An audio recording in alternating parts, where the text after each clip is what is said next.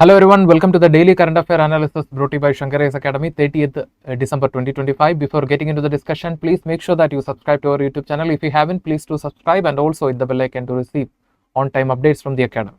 So coming to the topics for today's discussion, the first topic is Alice in Wonderland syndrome. So it's a neurological condition which causes a temporary change in a person's perception towards time, space and object. And the next article is regarding the Aravalli mountain. So we know that recently the Aravalli mountain is in the news due to the controversy regarding the definition for the Aravalli mountain, and now we can see the Save Aravalli campaign also.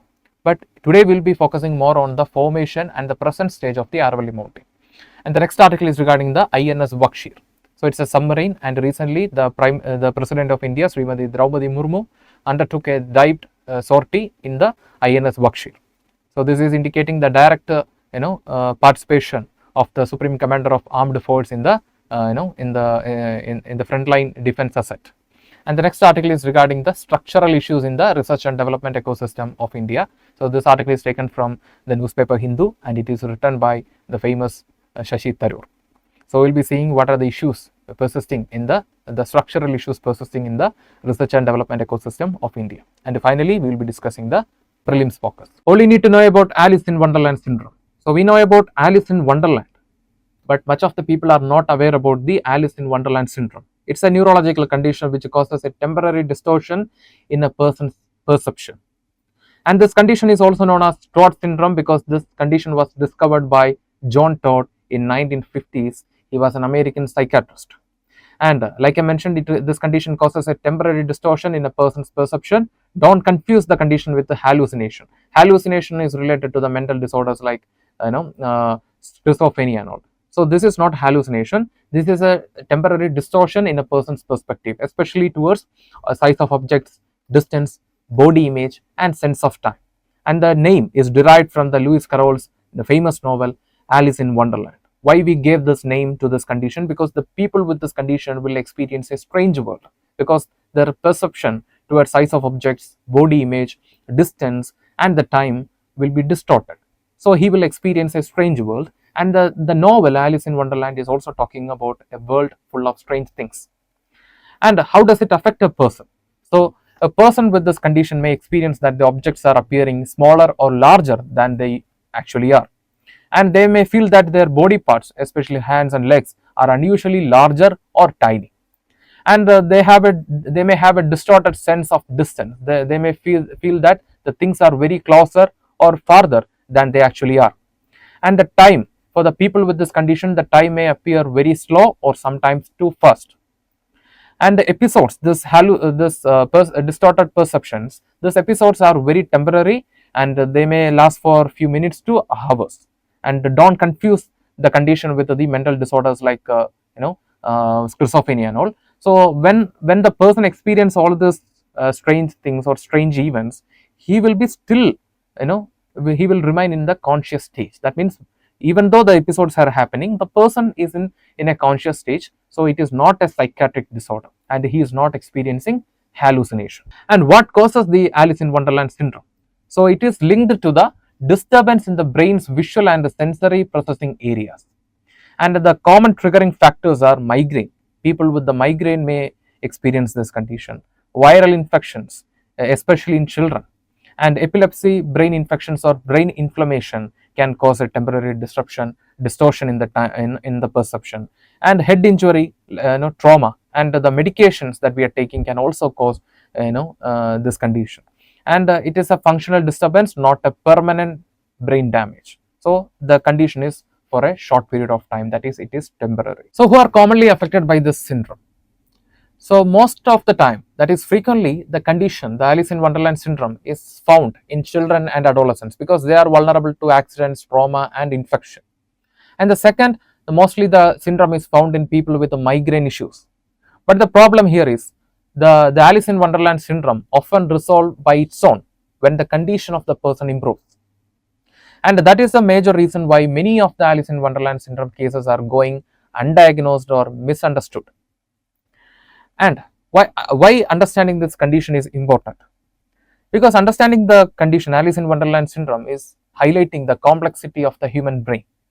It is showing how the brain perception can change or differ from the reality even without any psychiatric disorder. So you can see that most of the time the people may differ from the reality, when they experience any psychiatric disorders like bipolar disorder or schizophrenia. But understanding the Alice in Wonderland syndrome is showing how the brain's perception can differ from the reality even without any mental disorder.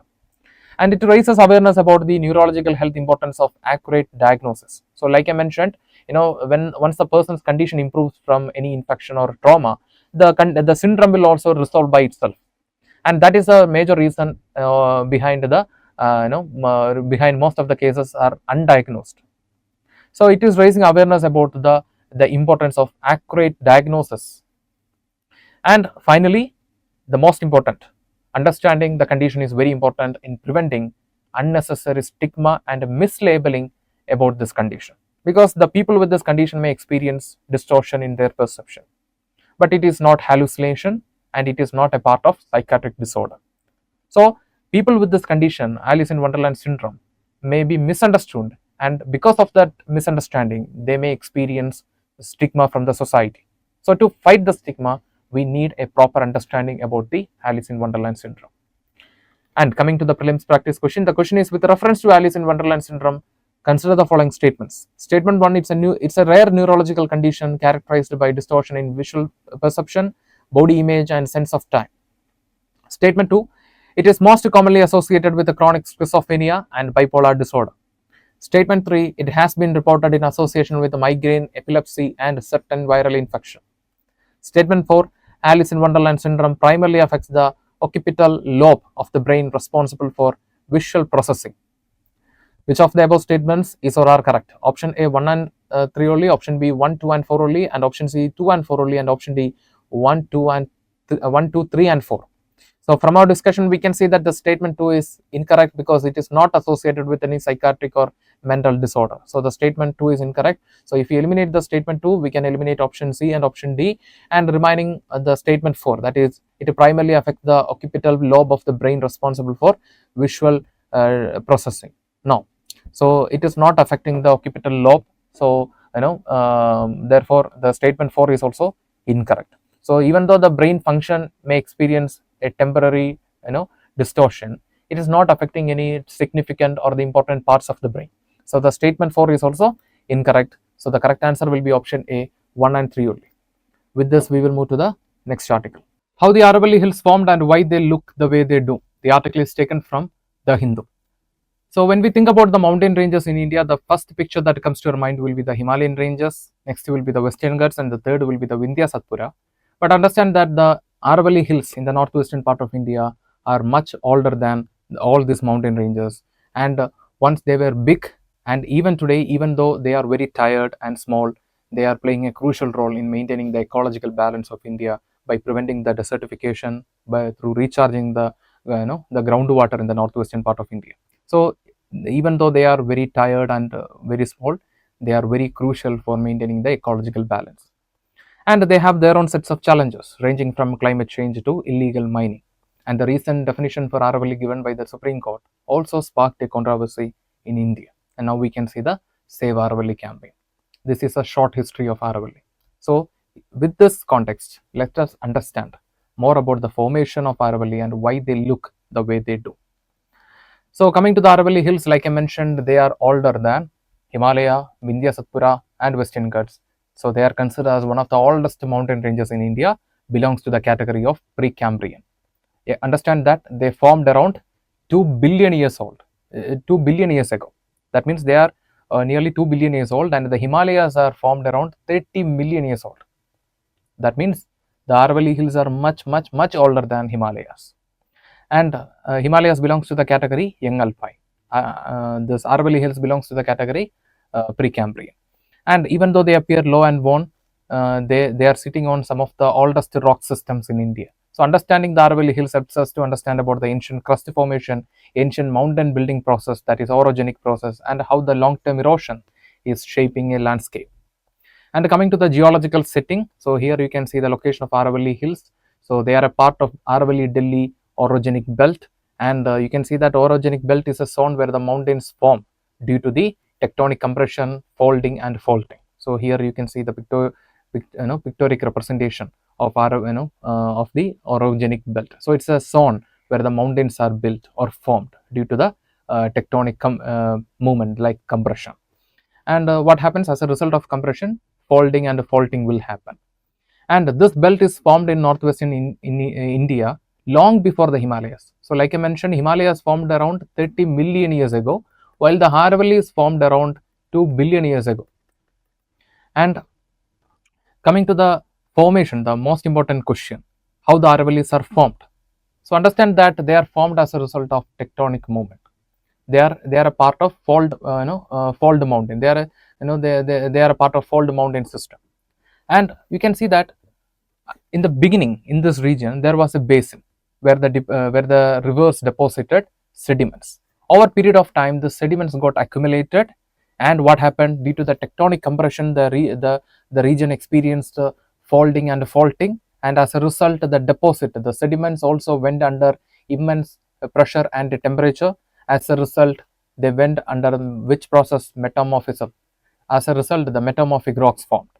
And you can see that even today the region is dominated by metamorphic rock, not sedimentary or igneous rock. But later the igneous rock also entered into the scene from the beneath of surface. That means the magma entered into the surface from the beneath. As a result, in this region we can see igneous rock too. That means rock with the crystals, clear crystals. So that is also found here. The igneous rocks are also found here because of the intrusion of magma from the beneath of the surface. So in the beginning it was a basin where the rivers deposited the sediments got accumulated, and later due to the tectonic compression this region went under the sediments went under immense pressure and temperature. As a result, metamorphic rocks were formed, and later due to the magma intrusion, the igneous rocks are also found in this region. And in the beginning it was the mountain system was very tall and big, and you can see that after some time, after over period of time, the mountain got subjected, the Aravalli hills got subjected to wind erosion, water erosion, and as a result weathering happened. That means millions of years they faced the geomorphic agents like wind and water. So as a result, erosion happened. The eroded materials got weathered away through water and wind, and over period of time they are the region itself is the system got dissected, and it is getting eroded. Maybe in the near future this region will also become a plain, and that is why the Aravalli mountain ranges are looking very discontinued and low today. And why we have to understand about the Aravalli? Once again we have the question. So understanding the Aravalli is very important, not just in understanding about the ancient crust formation, mountain building, and how the long-term erosion is shaping a landform. It is even used for comparative understanding. For example, if you take the case of Himalayas, which they are active mountain system, we can see the tectonic movements are happening here, and at the same time there are several studies which are showing that the Himalayas are growing by inches in every year. But in the case of Aravalli, they are old mountain system, and they are relatively inactive comparing with the Himalayas. And understanding about this Aravalli hills also helps us to understand about the ancient tectonic movements in this region, and also about how the region, the atmospheric and the ocean interaction in this region. So that can be understood through understanding about the Aravalli hills. So in a single sentence we can say that Aravalli hills are natural geological archive, which helps us to understand about the past. And coming to the prelims practice question, the question is, with reference to Aravalli range, consider the following statements. Statement 1, the Aravalli range is one of the oldest fold mountain systems in the world. Statement 2, it acts as a climate barrier for preventing the eastward expansion of Thar Desert. Statement 3, the range is composed primarily of sedimentary rocks of Gondwana period. Which of the statements given above is or are correct? Option A, 1 and 2 only, option B, 1 and 3 only, option C, 2 and 3 only, and option D, 1, 2 and 3. So from our discussion we can see that the Aravalli range, they are formed as a result of tectonic compression. That means as a result, compression will lead to folding and faulting. The result will be fold mountains. So the first statement is correct. They are one of the oldest fold mountain systems in the world. So the first statement is correct. And in the very beginning I told you that the Aravalli mountain ranges are playing a crucial role in preventing the desertification and also in the groundwater recharge. So the second statement is also correct, that is preventing the eastward expansion of Thar Desert. And the third statement, the range is primarily composed of sedimentary rocks of Gondwana period. No, it is dominated by the metamorphic rock, not the sedimentary rock. So, and the next is igneous rock, but the region is dominated by the metamorphic rock. So, the statement 3 is incorrect. So, the correct answer will be option A, 1 and 2 only. Let's check. Yes. With this, we will move to the next article. President of India takes a sortie in submarine INS Vaghsheer. The article is taken from Press Information Bureau. So recently, the President of India, Srimati Draupadi Murmu, undertook a dived sortie on INS Vaghsheer. So what is meant by sortie?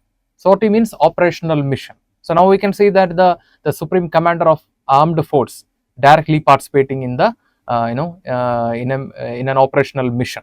So this is indicating the direct engagement of the Supreme Commander in the frontline operational asset. And through undertaking this sortie, the President Draupadi Murmu became the second President of India to undertake a submarine sortie after Dr. APJ Abdul Kalam. So, in this background, let us discuss more about this INS Vaghsheer and also the Kalvari class submarine.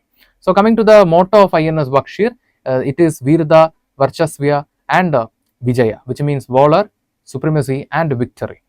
And coming to the key facts about INS Vaghsheer, so it is an indigenously made Kalvari class submarine.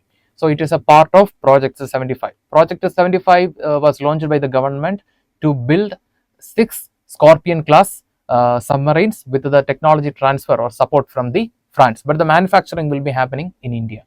And this INS Vaghsheer is it is built by the Mazagon Dock Shipbuilders Limited, and it is a conventional diesel electric submarine capable of anti-submarine warfare, anti-surface warfare, in sharing intelligence, surveillance and reconnaissance.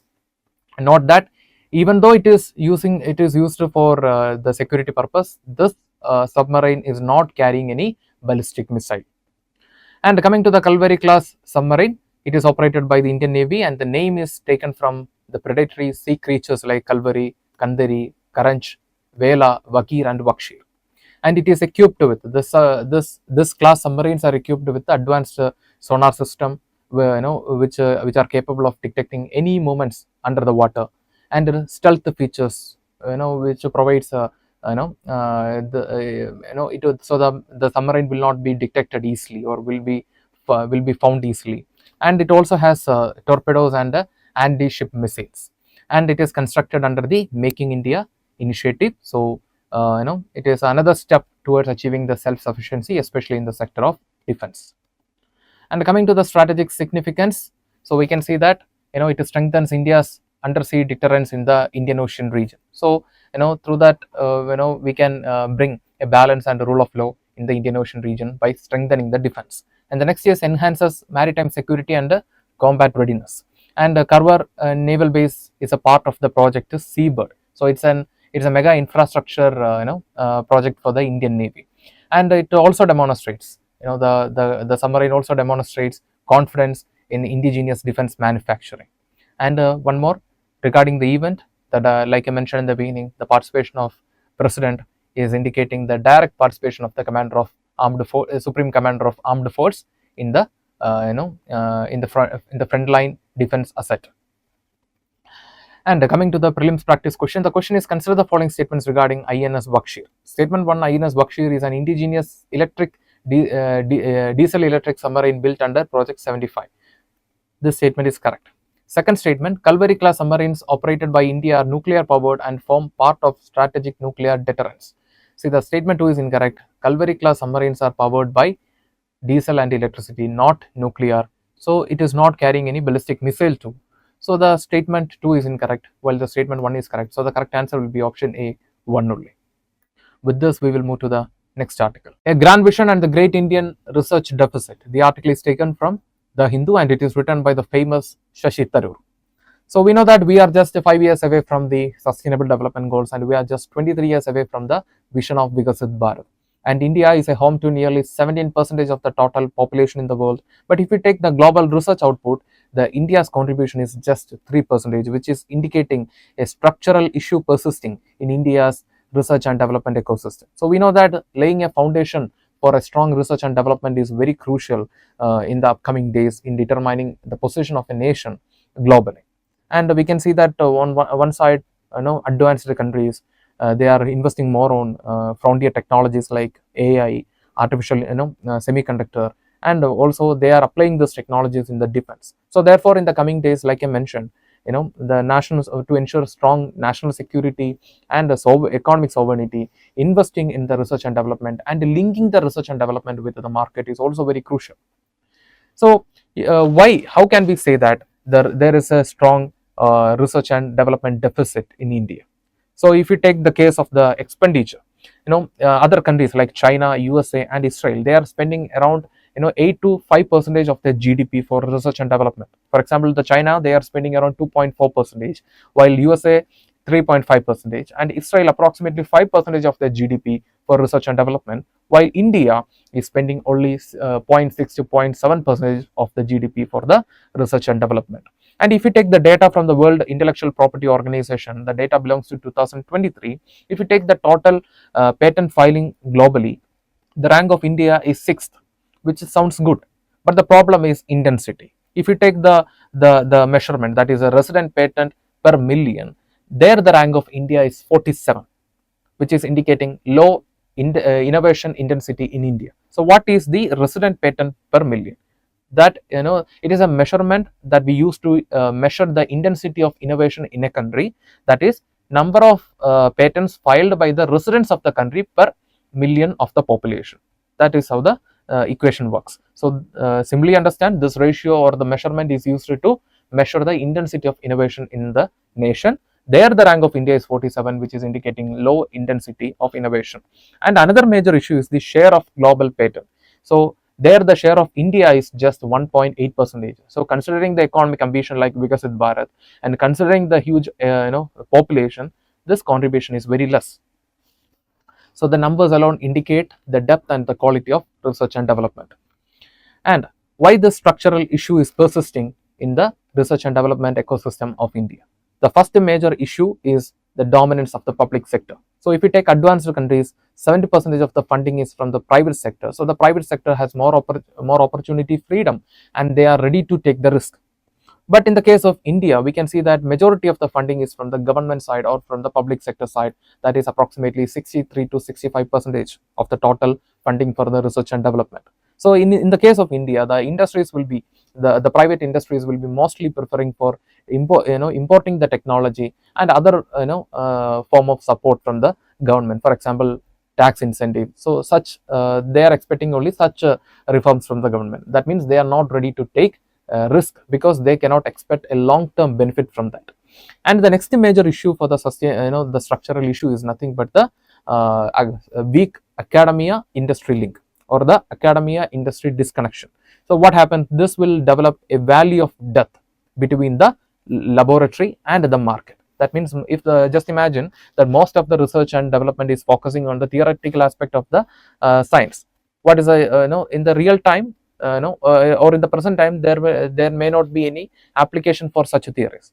And another major issue is that one side we are investing more on the technology research, and we are getting good output. But if we cannot transfer the technology to the market, and if we cannot commercialize the technology with a plan, then that will be also useless or will not be that much effective. So here ensuring the strong industry market link is very important, and it is an important pillar of laying a foundation for strong research and development ecosystem. And the next major issue is the brain drain. So we know that even though India holds the largest population in the world, and a majority of the Indian population are youth population and the energetic population, but the problem is that they are migrating to other countries in search of better infrastructure, higher payment, and better and sustainable funding for their research project. And the next major issue for the structural problem is nothing but the bureaucratic delay, such as slow approval, fragmented funding structure, etc. And why this a strong research and development foundation is important for India at present? First is leadership in the frontier technologies like semiconductor, artificial intelligence, quantum computing, and also in other advanced materials. So we can see that the semiconductor, artificial intelligence, and quantum computing are used to solve a lot of problems, and they are even used in the for production as well as in the defense. So laying foundation in the research and development is very important in maintaining the India's leadership in the frontier technologies. And the next importance is the economic sovereignty and the national sovereignty. So we can see that, like I mentioned, the artificial intelligence, quantum computing, and the semiconductors are used for various economic as well as research and development, and also for the defense. So for ensuring economic sovereignty, for ensuring the strong national security, we need to invest more in the science and technology. And the next is constraints manufacturing competitiveness. So we can see that many countries are already dominating in this area. So, and at the same time, in the future, to ensure a sustainable development, we need to invest more in the science and research and development. Then only we can ensure a sustainable production. And the next is risk of demographic dividend turning into liability. So, like I mentioned, India holds nearly 17% of the total population, and as per the several data in the recent time, India is the number one populated state in the world, a nation in the world. So, what happens if we cannot properly channel the resource? Then it will become a liability in the future. So, the demography of India at the present is a resource for India, but if we cannot channel them properly, we cannot plan them properly, then it may turn into a liability in the future. And innovation gap may derail the middle income escape and SDG goals. So, like I mentioned, we can see that even though India has a lot of developments in science and technology, health, policy, planning, still India is considered as a middle income countries globally. So, to escape from this status, we need a strong foundation, research and development foundation. And also, like I mentioned in the beginning, we are just 5 years away from the sustainable development goals. So, to fulfill the sustainable development goals, to attain the vision of Vikasit Bharat, we need a strong development foundation, research and development foundation. And so, coming to the reforms that can be taken to ensure the sustainable strong research and development ecosystem in India. The first is scaling up the investment. So we can see that as of now, nearly India is spending only 0.6 to 0.7 of the GDP for the research and development. So make sure that at least 2% of the GDP is diverted for the research and development within another 5 to 7 years, and ensure the private sector share at least 50%. As of now, the private sector share in the research and development is between 33 to 35%. So boosting the private sector investment in the research and development, so they will be ready to take risk, and at the same time we can ensure a long term sustainability.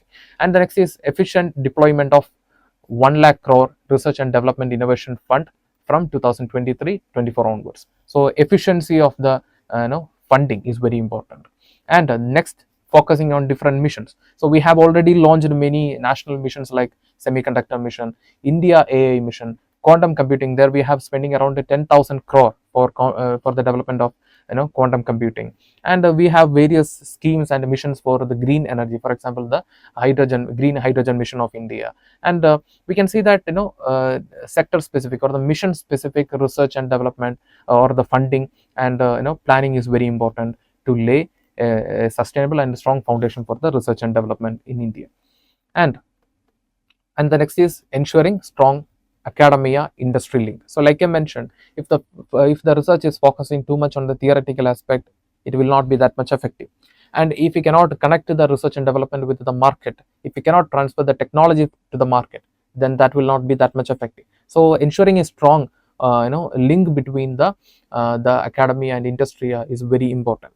And for that we can go for industry funded research areas, joint incubation and translation research centers, establishment of the strong incubation and translation research centers, incentivize university patents and spin-off. That means more universities focusing more on research. So such initiatives can be taken. And the next is building a sustainable innovation culture.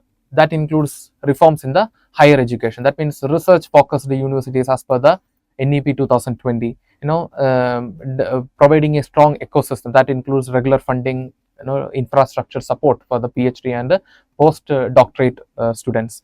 And the next is intellectual property management. That includes faster patent processing system and stronger enforcement of the laws, and at the same time revenue sharing for the investors. And this will ensure the trust as well as it will improve the efficiency in the research and development. And finally, the efforts to retain the talent. That includes focusing on establishment of world-class laboratories and long-term grant which will be useful for the scholars who are focusing more on research and their projects. And coming to the mains practice question, the question is, India's ambition to emerge as a global innovation leader is constrained more by structural deficiencies than by resource scarcity.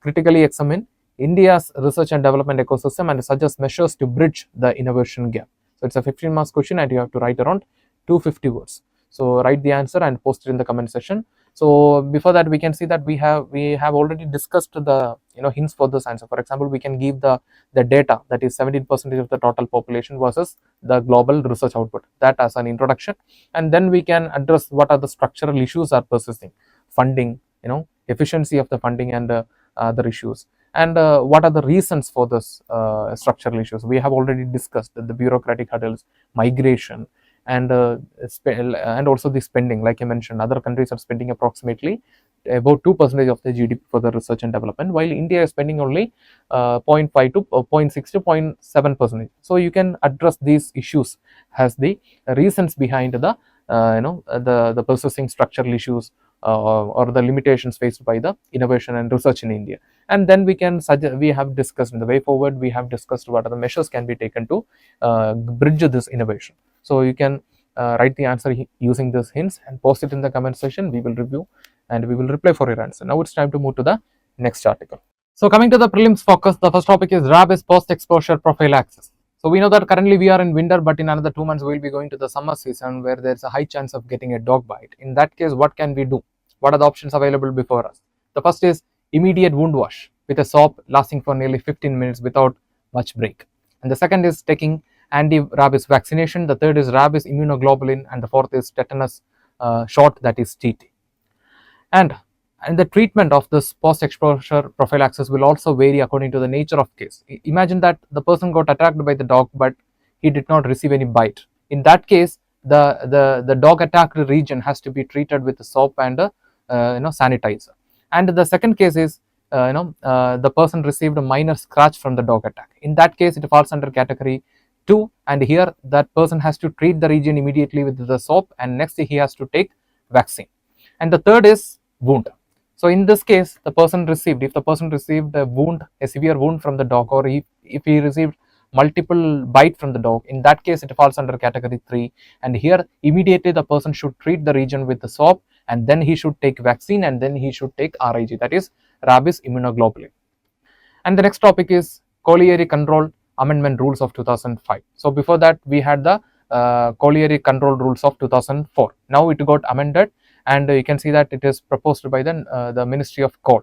So the objective is nothing but simplifying the approval process for opening coal mine. So colliery means the coal mine and its related area. So to open that area, we need the approval from the Ministry of Coal, and in 2004, before the amendment, we had the colliery control rules of 2004 to regulate or to govern the approval procedure for the opening of coal mine and all.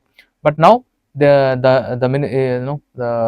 got amended, and this is going to simplify the procedure. And the next is cardiac death burden. So recently the Registrar General of India report 2023 was released, and from this report we can see that the main cause of death is the disease associated with the circulatory system. So that is constituting around the 36.4% of medically certified case. And if you take the trend comparing with the 2022, there is a reduction of 4 points in the death rate associated with the circulatory system. And you can see that the medical certification rate, so 22% of all registered death were medically certified. But even though if you take the trend, there is a slight fall. So comparing with the 2022 data, there is a slight fall by 0.3%. And coming to the prelims practice question, the question is, which one of the following best explains the purpose of rabies post-exposure prophylaxis? Option A, to cure rabies after the clinical symptom appears. Option B, to provide lifelong immunity against a future rabies exposure. So option C, to replace wound washing and local treatment measures. And statement 4, that is option 4, to replace the rabies virus at the site of injury before it reaches the central nervous system. So from our discussion we can see that the correct answer will be option D. So with this, we are coming to the conclusion for the prelims focus. With this, we are coming to the end for today's current affair analysis. If you like the video, hit the like button, give your feedbacks as comments, and share this content with your friends. And before leaving this channel, don't forget to subscribe and also hit the bell icon to receive on-time updates from the academy. Thank you for listening to us. Thank you for listening to me. Have a nice day.